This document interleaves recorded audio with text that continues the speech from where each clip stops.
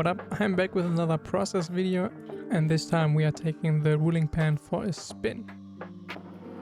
I'm kicking this project off with a quick sketch. I wasn't too sure about the color combination I had in mind, so I wanted to see them next to each other. I started with this red color because I already knew I wanted to keep this nice red. And for the second color I thought a purple would be a good fit. For the third color I was a bit unsure which one I should pick. I first tried out this turquoise one.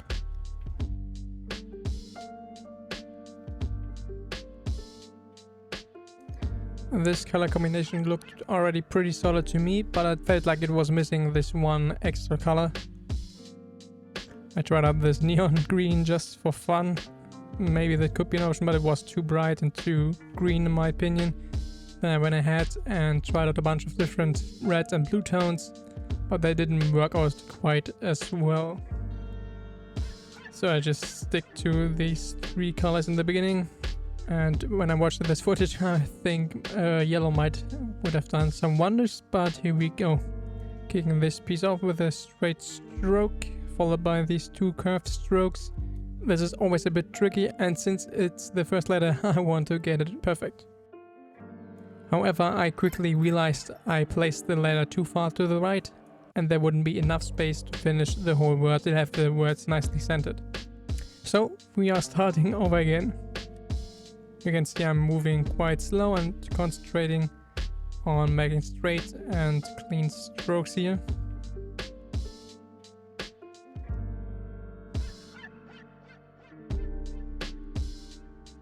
Going in with the second color, the purple.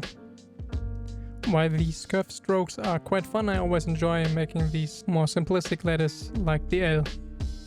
Next up we have the O, and I like to build it up with two parallel strokes and combine this with these curved strokes on the top and bottom.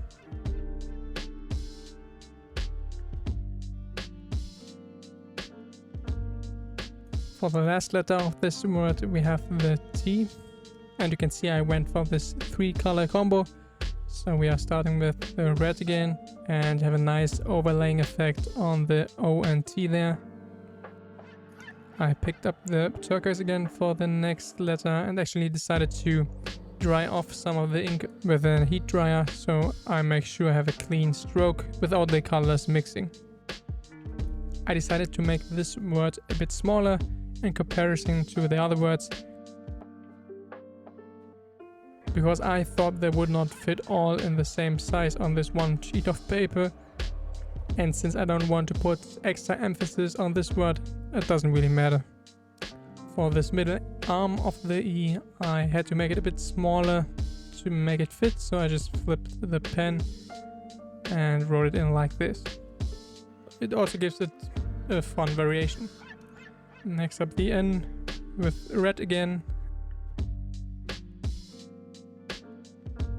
And followed by another E. And this time I made sure I have enough space for the leg and the arms of the E. For the next letter I used red again because I want to make sure I use these colors evenly across the whole lettering. And as you can see, I only used red in the first word and now on the second. For the purple color I used acrylic ink, and unfortunately it wasn't as opaque as the red one, so you can see it got a bit more shading to it. Then again another O with these two parallel lines, and I'm connecting them with the curved strokes at the top and the bottom. I felt like I put myself quite into a tough spot with choosing the color of the next letter. I went with purple again, and the turquoise for the following letter. I didn't want to use red because the O and the X are already in red, and I couldn't have just used the turquoise color because of the T above is already in purple, and I always want to switch the colors. And for the last touch, I'm giving this phrase a little bar at the bottom to round out the whole composition, as we have this move as a longer word on the bottom and the plot, which is a little bit smaller at the top. Alright, now just some finishing touches, some splatters with the ink, and that's it.